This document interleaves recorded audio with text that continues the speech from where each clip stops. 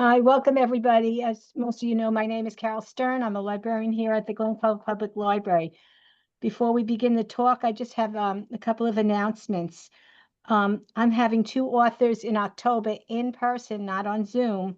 The first author is Thursday, October 7th or 9th, is it? It's October 9th at 2 p.m. Bruce Holzinger, he wrote Capability. I don't know if anybody read it. It's the new Oprah pick. He's going to join us. And on Thursday, October 30th, the Bruce is at 2 o'clock. And on Thursday, October 30th at 7 o'clock at night, Mary No, she wrote The Man Who Shot J.P. Morgan, will join us at night. So if you're interested and you live local, come to the Glen Cove Public Library. You can sign up on our webpage. Carol, it's Wednesday, October 29th. Mary, no. October 20, did I say Thursday? You said 30th. Yes. Oh, I never changed it. We had after a the date was change. changed. So Yeah. Wednesday, October 29th, we will have Mary No here at 6:45. Yes, sorry about that. I didn't change it. So now I want to welcome Allegra Goodman. Thank you for joining us. Oh, thank you for having me. It's a pleasure. It was a great book. Thanks. So Allegra is an acclaimed author whose novels include Isola, that was a Reese's Book Club selection, as well as Sam, The Chalk Artist, and Catterskill Falls, which was a National Book Award finalist.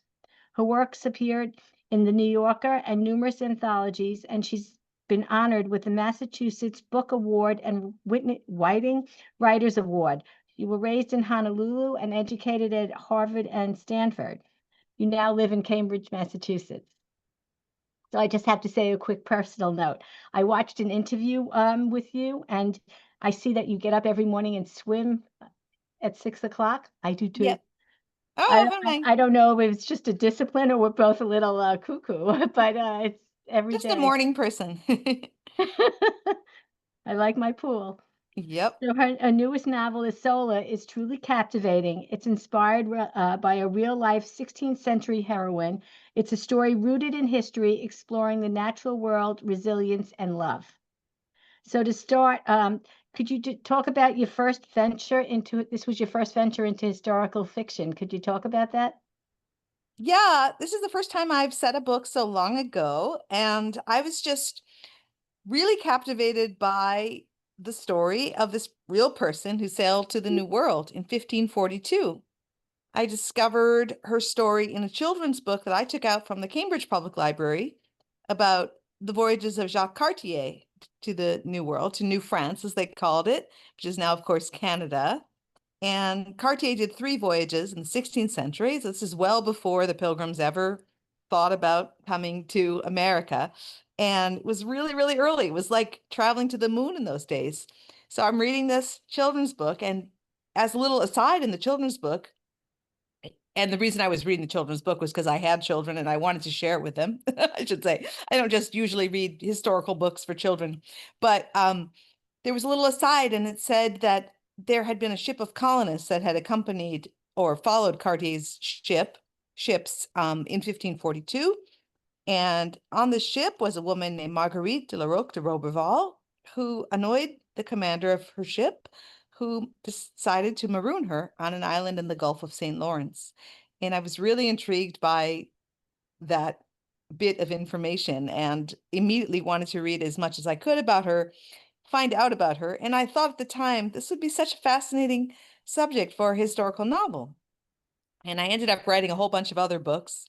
And it took me a while, but I never forgot about Marguerite. And I kept reading about her and learning all I could about her world. And eventually, I wrote this book, which turned into Isola. And you made her the lead character in your book. Yes, it is sort of, from the beginning, I really thought of it as like a female Robinson Crusoe story. And so I wanted her to tell her story the way Crusoe does in Robinson Crusoe. It was excellent. I really enjoyed this book. So you started writing young. Your first short story collection came out the day after you graduated from Harvard. When did you decide to become a full-time writer? I wanted to be a writer since I was a child. I decided to be a writer when I was 7. And I didn't know I was going to be a full-time writer. That came later, I guess. But I started publishing very early when I was in college and just kept it up. And, you know, by my early 20s, I was a professional writer. So I started young.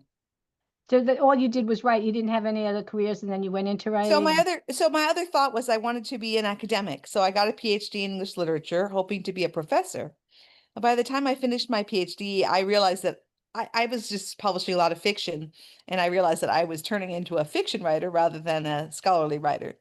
So I'm still very interested in research and scholarship, and I did a lot of research for this book, for example, and for my other books, but I write fiction. And then my other day job was raising my 4 kids. 4. Mhm. How old are these kids now? They grew up, so they're now 32, 29, 26, and 23. Any of them writers? They all write as part of their work, but none of them writes None fiction. of them are authors. So you were writing another book when you wrote Isola. How did you switch between the two books, and what happened with the other book that you wrote? Well, I was writing a book called Sam, which is a coming of age novel about a 21st century young girl who is a boulderer in Beverly, Massachusetts, about 45 minutes north of where I live. And I had a contract for that book, and I was writing it and revising it. When I began to, when I find, and this at this point, my youngest child had gone to college, and I was beginning to have more time, and I started feeling really the itch to work on this historical novel as well. So I ended up writing Sam in the morning and this book in the afternoon. But I didn't know if I could pull this book off, so I didn't tell anybody about it till I finished the first draft, which took me about 18 months. So if people asked me what I was working on, I would say I was working on Sam, which I had the contract for, people knew about, but I didn't tell anyone about this book for until I really knew that I could sort of write the whole thing. And then I confessed. So how did you feel when you revealed all that? You kept the secret for so Nervous, long. nervous, because it was a very different book from Sam, and this book was a departure for me. But it's proved to be a wonderful departure and a new genre that I really am enjoying. Readers have embraced Isola and Marguerite and her journey, and it's just been wonderful. It's been like a dream come true. How did say people reacted well when they read this story? Well, everybody did. I mean, it seems like such a popular book. People have really embraced her, yes. Yeah, it was good. Um, so what does your writing day look like? Like you were writing 2 books in the morning. Do you outline, Yeah, and how I do don't you? always do that. I should add. That's the first time I've written 2 books at once. My writing day is I'm a morning person, so I like to write first thing in the morning, and whatever I'm doing that is the most difficult or the most challenging, I try to do that when I'm fresh. And then I usually do a session in the morning of about 3 to 4 hours, and then I do a session in the afternoon. I also do other things. Sometimes I teach. I'm teaching in the fall. And of course, I'm reading my students' work. I write essays, I write book reviews, I write short fiction. So there's certainly other parts to my work day, but generally, especially my morning session of writing, I really try to protect that. So you're going to write another historical novel? I'd like to, yes. Anything in mind? I going forward, I really see myself continuing to write historical fiction and also more fiction about contemporary people. I happen to love historical fiction. I think that's my favorite genre. So Marguerite left no diaries or personal letters, which probably, or did it create a challenge for you when writing? Like, how did you do the research? You said before you did a lot of research. Can you talk about how you did the Right. So research? Marguerite, who was, is a historically documented person, we have no words of her own. So that was a challenge and also an opportunity for me as a writer, because when you're writing fiction, it's nice to have that space to work in. There are 2 contemporary accounts of her ordeal, one by the Queen of Navarre and the other by a priest who claimed that he interviewed her. But it's all in his words. And those accounts are both very short. They're about 2 pages each and just a couple pages each, and they conflict with each other. So that also was a challenge and an opportunity for me to decide sort of where I wanted to take her story, how I wanted to deal with it. Um, so which part of the books did you invent, and which parts were true? Like, can you share that? Well, I tried to use whatever I could that that seemed from those accounts that seemed reasonable. Both of them, for example, mentioned that she fought off bears, white bears. So I knew that I wanted to make that central to my account, and I knew that those white bears are what we know as polar bears. Both of those accounts mention, her marooning, although they have different stories about why. Both of them mention that she had with her the New Testament. So I included that book. So if there was a little fact, especially where the two accounts seem to come together, I tried to use that. And the Queen in her account says that Marguerite ended up becoming a teacher. And so I used that. So sort of where I could. But of course, none of them really delve into what she was feeling or thinking, or how she might have presented her story. Actually, that's not fair. They both sort of invent stories of sort of how she responded to hardship. The Queen takes a very Christian moralistic tone and says that Marguerite really, scripture got her through, and that while her body was emaciated, her spirit thrived on the island. So I thought about that. And the priest was very interested in sort of tales of the supernatural, and that she might have been hearing demons on the island, and that sort of thing. So that was sort of the extent of their working on her inner life. And I took it my own way. The book brought a lot of strong feelings. When you're reading the book, sometimes you feel cold, you felt lonely for her. How did you get into all those moods? Like, how did you? Well, that is the work of imagination. And so that's my job. So I tried to get inside of Marguerite and think about exactly how she would respond to each new experience as it happened, how she would feel cold, how she would feel hunger, how she would grieve in different ways for her losses, how she would go through the journey spiritually of deciding that she wanted to survive when she was completely alone, and also very much how she would respond to isolation, which is a key part of the book. This is a person who is, she's had some injustice done to her, and she's a woman in a society in which women have no power, really, unless they have some connection to a powerful man. But she has been very privileged growing up, obviously surrounded by servants, surrounded by the trappings of wealth. And she is now in a position where she is alone for the first time. She has to do everything for herself for the first time and make decisions for herself. So, I just tried to think my way into how that would feel for somebody. You didn't interview anybody who might have been very isolated in life or anything like that. It's I hard to did get not into my head interview like that, the anyone. way you I didn't describe know anyone who was alone on an island like that. So I had to interview people in my mind. your mind. It's hard. It's hard to imagine, how you would react in situations like that. Right. Everybody would react differently. So the trick was for me not to think about how I would react, but to think about how she would You would react, react. coming from Mhm. where she came from, and how she would respond given her education and sort of the very vocabulary of her spiritual education. So you wrote The Voice of Marguerite and it divided into 6 parts. Can you talk about the structure and why you did that? The book has a very solid structure. It's almost symmetrical. It begins with her in France, and then we have her voyage, then she goes to the island, and then her return to France. I hope that if people have not read it, I hope I'm not spoiling too much for you. But it has this sort of arc, which is almost like a quest, where she goes out and she comes back.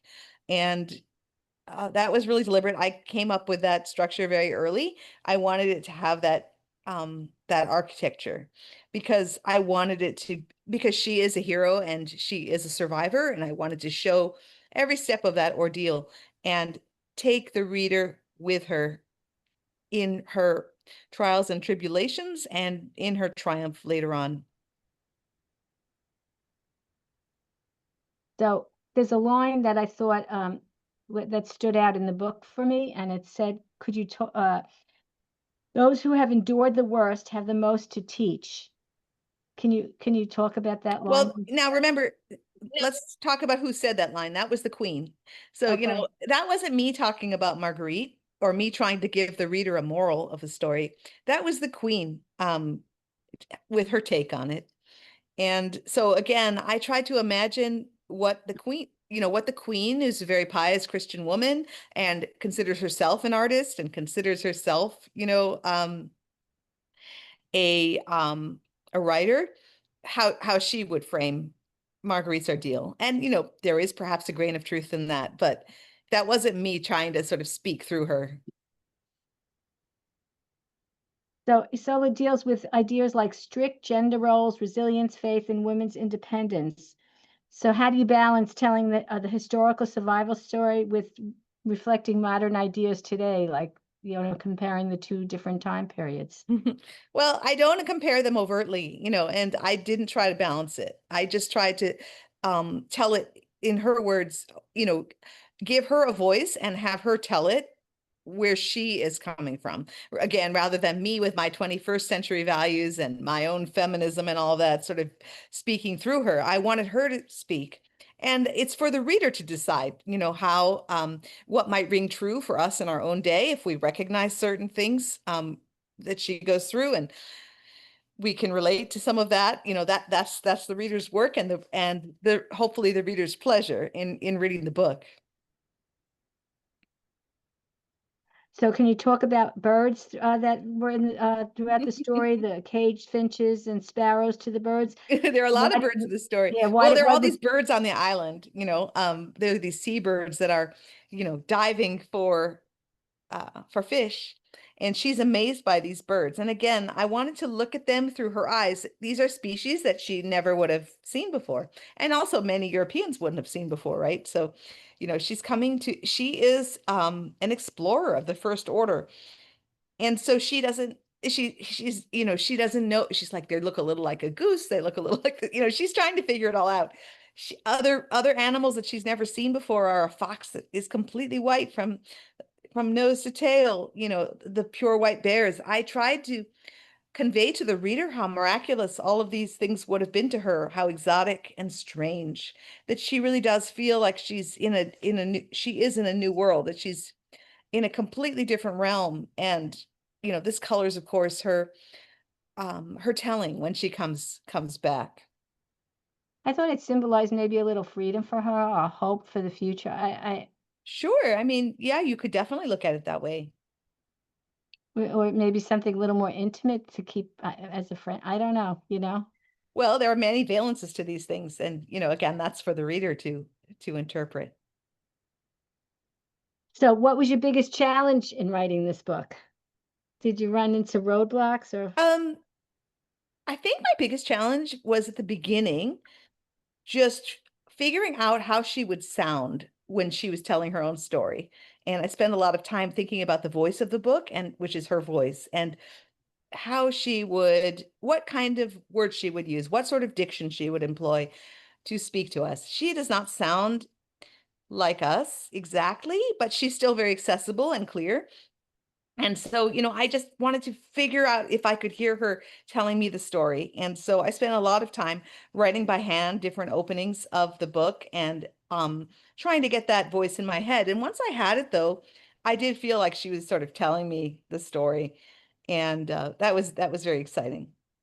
So when you present this to the editor, do they send it back with many changes, or you have freedom to, this is all on you, that you do all the editing? And well, I have a wonderful editor, and she does give me feedback, and she did she will ask questions and then say or tell me if something doesn't seem clear to her, or if she thinks something needs to be developed further, or or something like that. And then I will go back and I will revise, and we go back and forth on that. So that's a very good and important part of the writing process. And how long from when you got the idea did it take you to get the book published? So I wrote the book. It took me about 18 months to write the first draft. Then I sent it to my agent, and she had her own questions and comments on it. And I probably spent at least about 6 months revising it. And then she sent it to my editor. And then my editor and I probably worked on it for about 9 more months. And then it was so I would say the whole process took about 3 years. 3 years. It Hmm. must be every author's dream to have like a Reese book club pick your book. I mean, because that's how it becomes so popular. What is that feeling? What was it like when she actually picked your book? Oh, it's very exciting to be picked for a book club and to feel that somebody is spotlighting, a work of literature. So I was thrilled, excited, surprised. It was great. It was just great. So does she call you up, or how do you find out that? No, she didn't call me up. I think my editor called me and told me because she heard from the Reese's Book Club people about it. So that was really nice. Well, that must be very exciting. Did you find that the sales went up after that? I don't actually keep track of. I'm sure that there was sort of there. I'm sure for every book that is chosen for a book club like that, there is a spike of sales, but I don't like watch those numbers because I find that it interferes with the actual writing of new books. Uh-huh. I mean, that's what made me, pick up the book. What did you say? That's what made me pick up the book when she picked Yeah, the book yeah, club. for sure. When she Yes, picked it, I yes. like looked and I said, "Oh, this looks great," Hmm. and I Hmm. read it. So the Yep. title, Isola is Italian, right? It's Yeah, it's the Italian word for island. I chose that title because the map they use is an Italian map, and the map is reproduced in the first 2 pages of the book. And you could see that the islands on the map, it's all labeled in Italian, and they say Isola, Isola on each of the islands, which just simply means island. But I found the word to be very evocative as an English speaker because first of all, Isola is the beginning of the word isolation, of course, in our word. And then if you break down Isola, it looks like to me like I solo or I sola in the feminine form, I alone. And at one point, Marguerite says that she herself became an island, when she was so isolated on the island. And so the word really spoke to me about the heart of the book, which is, sort of how do you keep going all by yourself? So What why can did you you learn use from a that? French word for island versus an Italian word for island? Why not use the French word? Because Yeah, because the map was Italian that they used. that they used. Yeah. In my version. The map was Italian. Yes, yes. So did you said you have 4 children? Did they impact your writing, and do any of them appear in your works? Nobody ever appears overtly in my work.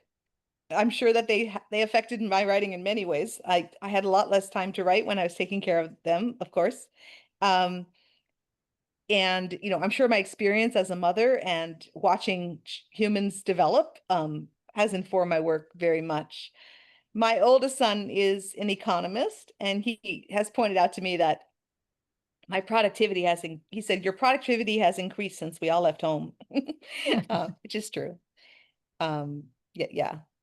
So are any of the characters autobiographical at all, or it's just In all this, no, no, no, no, when you write no. I deep? mean, they're not autobiographical. My work is not autobiographical. I'm not interested in that, but my work is also deep, but at the same time, my work is personal. And what I Yeah, mean by that is that I put into my work what I have felt, what I have thought, even though it's not the events of my life or the circumstances of my life, I infuse it with my own emotions and my memories and my experience.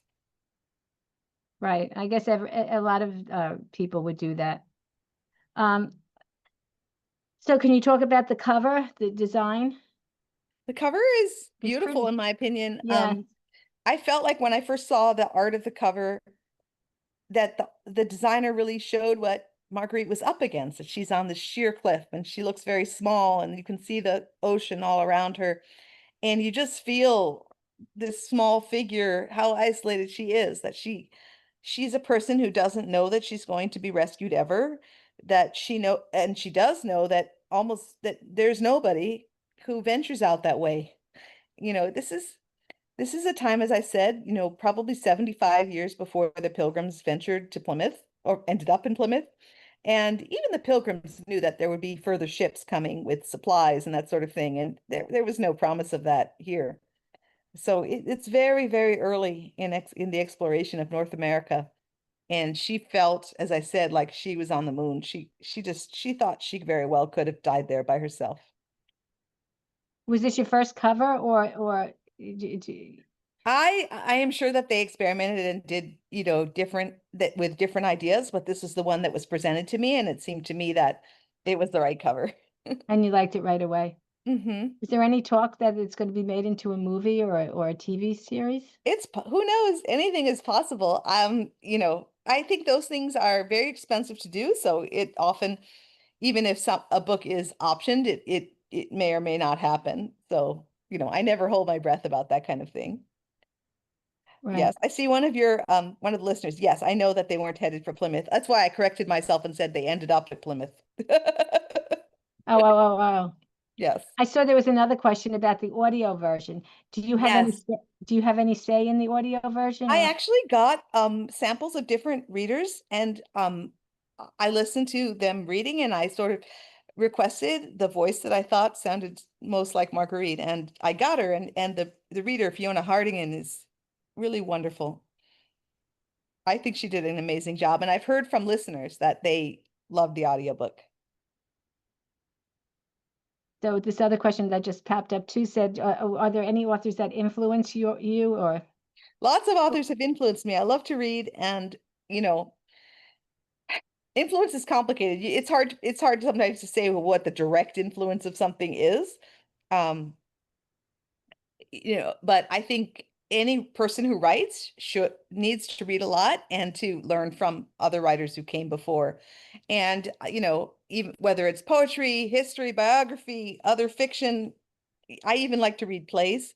All of those things, in terms of this book, I think that my love of castaway tales, including Robinson Crusoe, Gulliver's Travels. I love Kidnapped. I love Robert Louis Stevenson, all of those adventure books. Um, Definitely, if not influenced, inspired me. So what are you reading currently and would you recommend anything? What am I reading currently? I am reading, oh, I'll show you the book.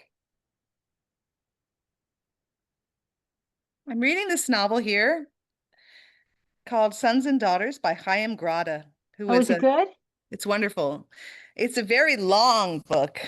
And it's been taken, and I started it many weeks ago, and I'm about three-quarters done, but it is, Chaim Grada was a Yiddish master, and it's been newly translated into English, and it's set in the 1930s in Poland and elsewhere, and about the generation of more religious Jews who live there and their children who are becoming more modern and breaking away and moving to America and things like that, and the aggravation of the older generation about the younger generation. And it's also a book which never talks about the Holocaust, but Chaim Grada wrote it in the 1960s about a time in the 1930s. So the reader knows that, of course, all the people who are left there are going to be wiped out, left back in Europe. And so it's a poignant book. It's a masterful book. It's an incredibly richly detailed vision of a world that has completely disappeared, of the Jewry of that time, which had its own schools, its own culture, its own language, celebrations, its own politics. It's a complicated relationship with the Polish people, and um, it on many levels, it's a fascinating book. So that's the novel I'm reading right now. Tell me again the name of it, Allegra. It's called Sons and Daughters. It just came out a few months ago, and it's just basically Chaim Grada died with this book unfinished, and the manuscript was finally recovered, and I think it took several years to translate it from Yiddish.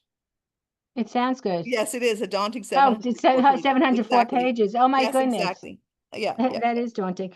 So you have a new novel that's coming out. This is not about us. It's going to be published February 26th. Can you tell us about the book?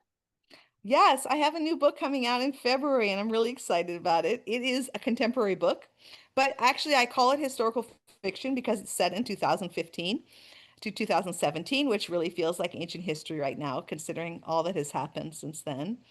But it is a story about a Jewish American family and three generations of this family. So it's the grandparents' generation. The grandparents are in their 80s, their children in their 50s, and then the young adult grandchildren. And it sort of looks at this family from all different points of view.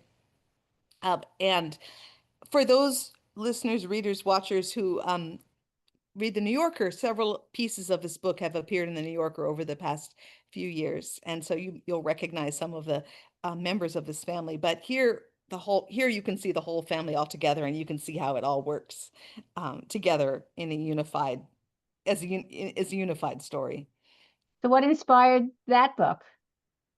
Oh, and the book is called "This Is Not About Us." You can actually pre-order it already, I think, and you can even see the cover if you go. If you just Google it and my name, it has a cool cover. What inspired the book? I am inspired by so many things. Sometimes I'm inspired by a little piece of history, as I was with Isola. Sometimes I'm inspired by my own experience living in this country, in this place, as a as a Jewish person. And so I would say a combination of experience and memory and imagination inspired these characters. And then once I got going writing them, they kind of inspired each other. So I started publishing these stories about these people, and readers who were reading them and enjoying them in the New Yorker would say, "Oh, could you write more about this family? What happened to so and so?" So I would say I was inspired by my readers. I believe there's some questions. Let me just look if I Yeah, let me open that up. I've seen some go by and I haven't answered them yet. Okay. Oh, thank you so much for loving Isola. So she asked, she loved Isola, and she said in fact, that she survived not just on her courage, intelligence, and grit, but also on her faith. We Yeah. don't see that much of as a combination. Yeah, I think that really you put your finger on it, Pam. It's a spiritual journey in this book, and I think that's really the heart of the book. And that was very, very interesting and satisfying to write. Um, did she return to France? Well, you got to read the book. Read the book and find out. That's all in the book. Does Marguerite still speak to me? Oh, I think probably in my dreams. And yes, I answered about the pilgrims. I did correct myself on that. That Influence. was someone asked if you listened to the audiobook. Did you listen to it? Or Yes, I think she does a beautiful job. I think she's really good. I love her voice. And yeah, I agree with Nicole. The audiobook narrator was wonderful. Um, oh, I'm glad you, yes. Yeah, the time frame. Okay, let's talk about the time frame of this book. So this book is set in the 1540s. And when I was researching this period in France, I realized how Anglo-centric my own education has been. Of course, I studied English literature. So I was studying England at this time. And this is the time of Henry VIII. And, we all know about him and his wives and the split from the Catholic Church and, the musical Six and Hilary Mantel's Wolf Hall trilogy. And, so much has been written about what was happening in England, the religious strife and everything, the politics. But everything that was happening across the channel in France was equally fascinating. And I just didn't know any of it. So it was fascinating to read about it. It's a very, very rich period everywhere, not just England. Yes, Pam says the cake on the cover of This Is Not About Us makes it look quite contemporary. It is a contemporary novel, very contemporary. Do I part with my characters? Yeah, I think my characters do stay with me to a certain extent. I hope so. And I love it when readers say that they stay with the readers. yes, it does. I was just going to ask you something when you just said something, and now it went out of my head. Did you see the show Six? Did you actually watch that? No, I haven't seen it. You haven't seen it? Mm-mm. Oh, well, if you come to New York, you should get tickets. It's good. Does anybody have any other questions that they'd like to ask?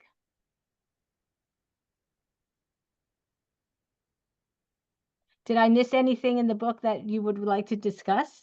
Oh, I think we covered quite a bit actually. And I just want to thank all the people who have come to watch and listen to this interview. Oh, here's another question coming through. What do you teach and at what Oh, what age do I group? teach? I teach creative writing for the most part. And I teach in the Masters of Fine Arts program at Boston University. So they tend to be grown-ups. I've also taught undergraduates who are not quite grown up, but think they are. But I mostly teach graduate students in creative writing. And I like to teach literature when I can. Do you work full time there, or it's just a No. It's a I part-time haven't gig, done yeah. that. No. So how many classes do you teach a semester? No, it's sort of like I've come as a visiting professor, so I'll just do the one class. I'll do one class at Oh, a time. Yeah. I am not yet a full-time professor. I love the book. Oh, yes. Okay. This is interesting. You mentioned that you enjoyed when Cartier's ship snuck away in the dark. So that seems to be true. Cartier's voyages were well documented, and historians do think that's how he escaped, that he cut the ropes of his anchors so that he would make no noise. And I was just really taken with that, so I used it. I did not imagine that. I think someone just raised their hand. I can't see. You can unmute yourself and speak if you'd like. Oh, Franche said, I'm fascinated about how women were treated back then. Do you have any trouble putting yourself into your character's head as a woman who has grown up in our time? We sort of asked that, but yeah. Yeah, I mean, I think it was a process of just sort of entering into her. And then once I had her voice and really kind of felt that I knew Marguerite, it was, I understood or imagined that I understood how she would react in different situations. Anybody else? Well, thank you. This was very good. Oh, thank you for having me. Thank you for doing this. Oh, do I dream? I do dream about my characters, especially I wake up and I think, oh wait, he should have said that. She should have done this. And then I go back and change it. Yes. Oh, thank you. I hope to return to historical fiction soon. Keep an eye on me and Well, watch for me in the we'll have next to year or read the two. next book. This is not Yeah. about you, and you can come Yeah. talk about that. Yeah. I hope you guys enjoy it. It's a pleasure to meet all of you. Thanks. Thank you. Thanks, Carol. Thank you. Thank you. Thank you. Thank you. Farewell, Sure. everybody. Thank you. Thank you for Enjoy. doing this, and thank you to the library for doing these programs. But Allegra, you're so bubbly and fun and sensible all at the same time. It was really a pleasure to listen. Thank you so much. And for those of you who haven't read the book, I hope you enjoy it. And for those of you who have, I hope you enjoy my new one coming in They're February. all over the country. People that have interviewed her. Yeah, one second. You know, it's funny because I always assume that most people read the book that come onto this because Yeah, I hope I haven't spoiled it for too many people. no, you know what? I always think it's better when you read the book and then you listen. Did you write about organizing? Organizing. I don't know Organizing what? I don't know. That was the question, Myra. I don't know what that means. Did you write about organizing? I don't know. No. Well, thank you. I'm interested in organizing. Thank you again. Happy reading, everybody. We'll see you when the next one comes out. Yes, thank you, Carol. Thank you. I'll end the meeting. Thank you.